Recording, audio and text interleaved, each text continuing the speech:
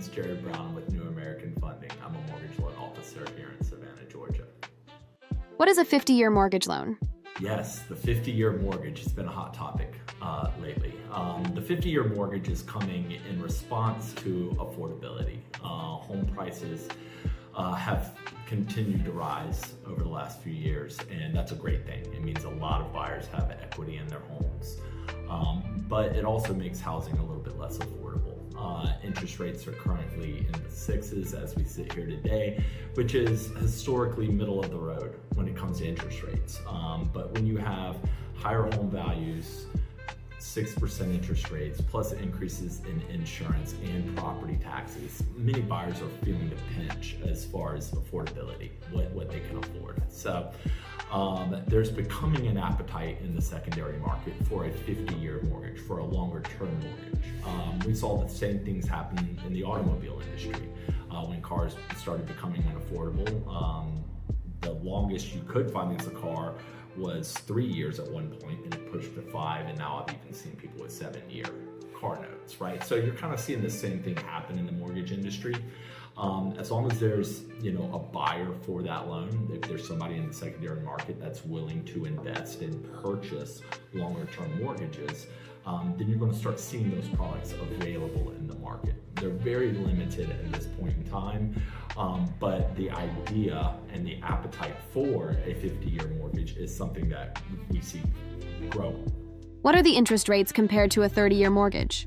So the longer the term of the loan, the riskier the loan is for the investor. So you're going to see interest rates, and we've seen interest rates on the 50-year mortgage be anywhere from 0.5% higher to 1.5% higher than what you would get on a 30-year. So I would say, safely, they're typically around 1% higher. So if rates are currently, 6.25% on a 30-year fixed, you can expect at least 7.25%, if not 7.75% on a 50-year. How much lower will my monthly payments be compared to a 30-year mortgage? So because the loan is amortized over a longer period of time, your payments will be lower, but you have the increased interest rate, which offsets that a little bit.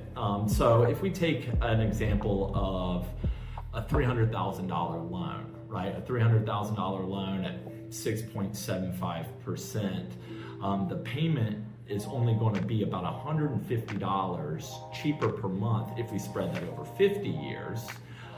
Because of the increased interest rate, right? Imagine 8% interest rate on that same 300,000 spread over 600 months instead of 360 months, and your monthly savings is $150 a month on that. So depending on what your finances are, whether you're on a fixed income or whether you've maxed out the amount of your monthly debt to income load, the 50-year may or may not be for you. With a 50-year mortgage, how long will it be before I see equity in my home? There's many factors to that, right? It depends on how much money you've put down on the house and what the housing market does. If we see increases in home values the way we have, or even traditional 2 to 3% per year, the amount of equity that you're going to get in your house grows over time the same way it would on a 30. A little bit slower because you're not paying as much to principal each month because it's amortized over 50 years rather than 30. But you should still be getting equity with each payment you make, as a portion of that's going to go to principal, plus the equity from the value of the home increasing over time. How does this affect my ability to move or sell my home in the future? Not really any different than a 30-year, right? You're going to pay down the balance of your loan slower, obviously, because you're stretching your payments over a longer period of time.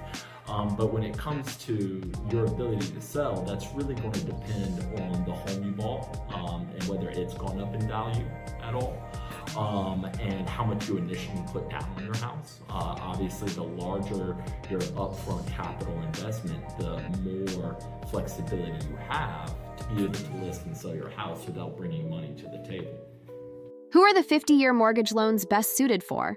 Well, the 50-year mortgage, the way I see it is that it's going to be a temporary fix, right? I don't foresee people getting into a home making $600 on-time monthly repayments until their loan is all the way paid off 50 years later, right?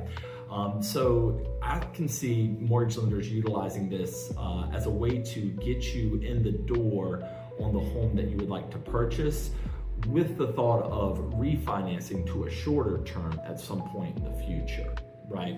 Obviously the 50-year mortgage carries a higher interest rate, so you'd be wanting to look at, as soon as it's financially feasible to do so, maybe refinancing that into a 30-year at a lower interest rate, or even a 15-year at a lower interest rate. So it's not going to be a loan program for everyone that's going to fit everyone, but it might just give the people that need it the affordability to be able to get what they want in this market, and knowing that they're going to refinance the loan at some point in time in the future. What are the risks of taking a 50-year mortgage loan? As with any mortgage, you're taking on risk, right? The 50-year, in my opinion, isn't that much more risky to the buyer than taking on the 30-year. Again, nobody's expecting to take 50 years to pay off their mortgage. With lower down payments and not paying as much to principal each month on the front end, you run the risk of not having a lot of equity in your home and having less flexibility. But beyond that, or in the future, interest rates being higher and maybe not being able to refinance down into the 30 at a lower rate than what you currently have, or a 15 that you currently have. People look at the current interest rates as if they're high, but it wasn't 2 years ago that we had 30-year interest rates in the 7s, right? And so there's no crystal ball, there's no way to know what interest rates are going to do in the future. So if you're going to go into a 50-year mortgage with the plan to refinance it into a shorter term in the future, you're running the risk of interest rates being higher at the point in time that you're ready to do that refinance. Are there hybrid options for the 50-year mortgage loan? The 50-year in and of itself is sort of the hybrid option, right?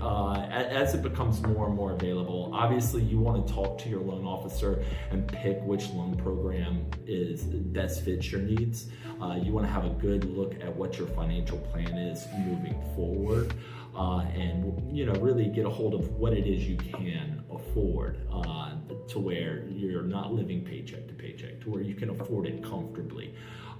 As affordability is an issue at this point, we're starting to see these longer loan terms, but there's also going to probably be other options for keeping your mortgage payment low. So my best advice would be to sit down with a financial advisor and a mortgage lender and go over your full financial picture.